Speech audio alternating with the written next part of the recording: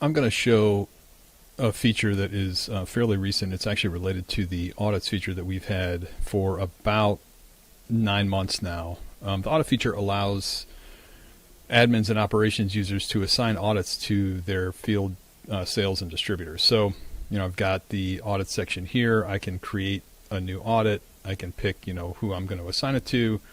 And then in this screen here, I'm showing a sales rep who was assigned an audit, and we can actually look at this. He completed the audit, filled out the things that he had, shows the discrepancy, he saved it, and then if I go back now in this operations account and I can review that, I can see that the audit has been submitted, and yes, there is a discrepancy, which is great. Now you get the information that you need to understand what inventory needs to be moved either into or out of this particular user's custody, but then that winds up being a manual process. You have to do transfers away from the user or into the user to get them on par with the audit that they completed. So what we've done here is we've actually created an auto-reconciliation feature that will allow you to automatically move inventory from that user based on what they reported. So a couple of things to show.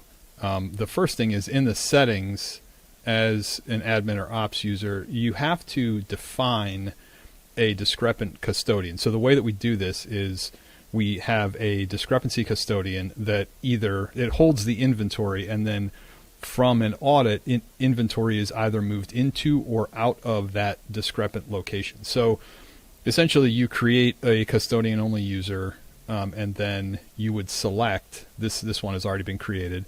You can only select one discrepant custodian because we need to have that central repository where we can move inventory in and out of into the right user custodies based on the audits that they've done.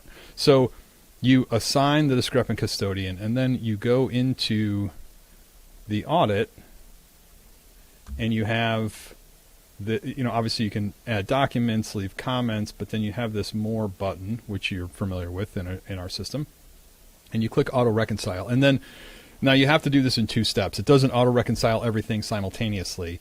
You're going to decide, am I reconciling the excess inventory or am I reconciling the missing inventory? And so the excess inventory means basically the system has more inventory than the user reported. So we're going to transfer inventory from the user into the discrepant custodian.